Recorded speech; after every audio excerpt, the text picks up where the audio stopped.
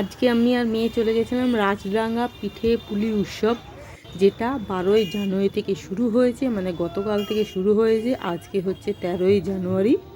তো আমরা গেছিলাম 12 থেকে, এটা বোধহয় 16 জানুয়ারি পর্যন্ত আছে। তো আজকে চলে গেছিলাম। তো প্রত্যেক বছর এটা হয়, প্রত্যেক বছর আমি একদিন বা দুদিন যাই।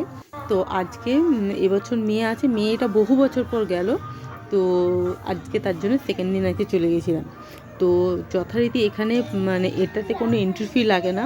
আর সবথেকে ভালো হচ্ছে এখানে পিঠেপুলি উৎসব, মানে এখানে পিঠেপুলিরই মেলা বসে। আর এখানে হয় একটা প্রোগ্রাম করা হয়, মানে প্রোগ্রাম হয় যতদিন মানে যে মেলাটা থাকে তখন প্রোগ্রাম হয়। বিভিন্ন রকম আর্টিস্ট এখানে আসে। তো এখানে বিভিন্ন রকম প্রোগ্রাম হয়, এখানে নাচ গান আবৃত্তি সব কিছুই হয়। আর তার সাথে বাইরের আর্টিস্টদেরও নিয়ে আসা হয়। একটা মাঠ আছে, মাঠ জুড়ে হয় এটা।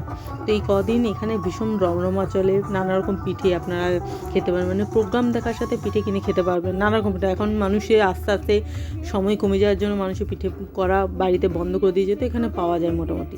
তার এর সাথে সাথে নাচ প্রোগ্রামের সাথে সাথে বিশেষ অতিথি শিল্পী রূপে আজকে এসেছিলেন নচিকেতা।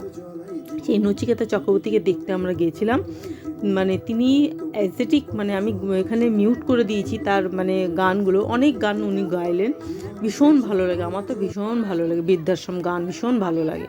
তো যাই হোক, গান শুনে আমরা এখানে আরও প্রোগ্রাম হচ্ছিলো, চন্দ্রবিন্দু এসেছিলো, দেখে আমরা এখানে পিঠের এখানে এসেছিলাম। একটুখানি পিঠে আমরা টেস্ট করেছি, মানে পাটিসাপটা নিয়েছি, নেওয়ার পর পিছন মানে বাইরের দিকে বেরিয়ে এসে এখানে আলুর দম নিয়েছি। এখানেও মেলা, মানে টুকটাক দোকান, আবার ছোটো ছোটো দোকান বসেছে। তো আমরা এখানে আলুর দম নিয়ে সোজা বাড়ি চলে এসেছি। নেক্সট দিন যে যাব তখন আবার ভিডিও করব।